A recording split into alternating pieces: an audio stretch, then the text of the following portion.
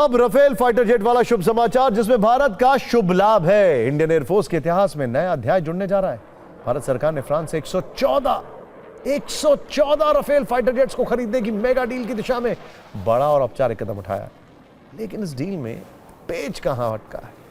वो शर्त जिस पर भारत अड़ा है, और उसमें भारत का क्या फायदा है? असल में भारत के रक्षा मंत्रालय ने फ्रांस को 114 राफेल की डील के मामले में लेटर ऑफ रिक्वेस्ट जारी कर दिया, जिसे सरकारी स्तर पर होने वाले रक्षा समझौतों की आधिकारिक शुरुआत कहा जाता है। और अब यह डील भारत के इतिहास की अब तक की सबसे बड़ी लड़ाकू विमान डील बनने जा रही है।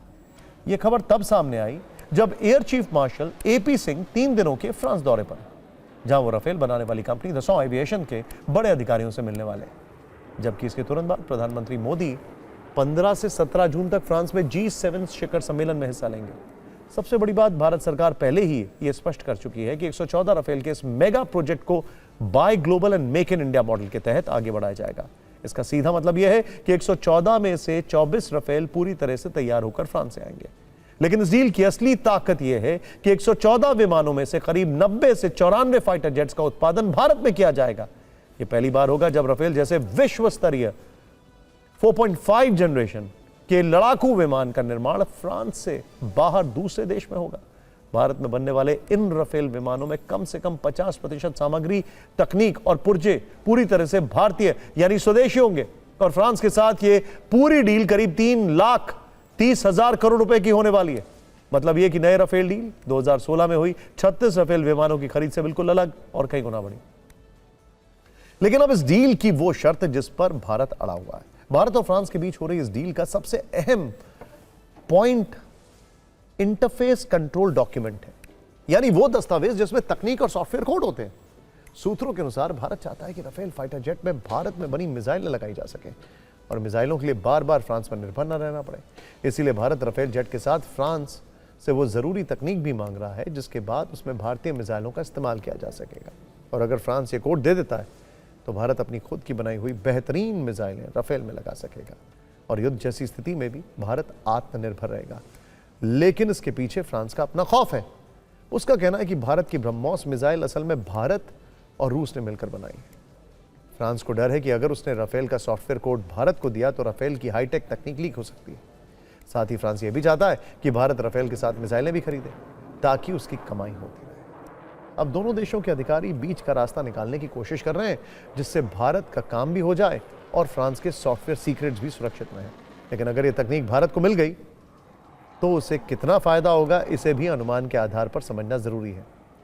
अभी राफेल में जिन मीटियोर मिसाइलों का इस्तेमाल किया जाता है उसे एक मिसाइल की कीमत 25 से 30 करोड़ बताई जाती है। महंगी और एडवांस है और इसे सिर्फ दुश्मन के बड़े रेडार विमानों या हवा में ईंधन भरने वाले टैंकरों जैसे बड़े लक्ष्यों के लिए बचा कर रखा जाता है।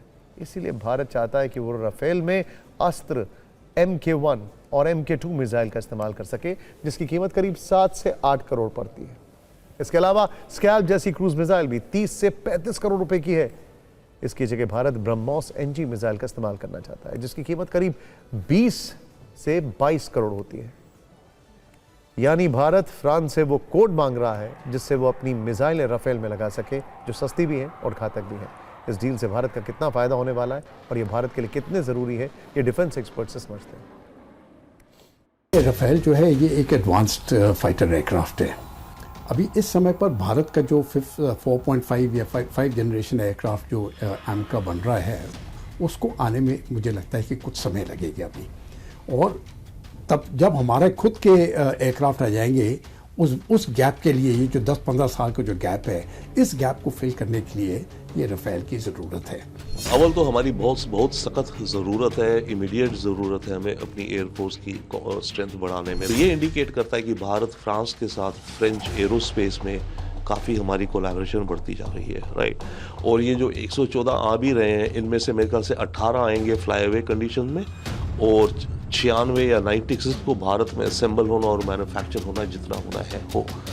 इसका मतलब ये भी दर्शाता है कि शायद काफ़ी हद तक कि फ्रांस हमसे टेक्नोलॉजी अच्छी मात्रा में शेयर कर रहा है.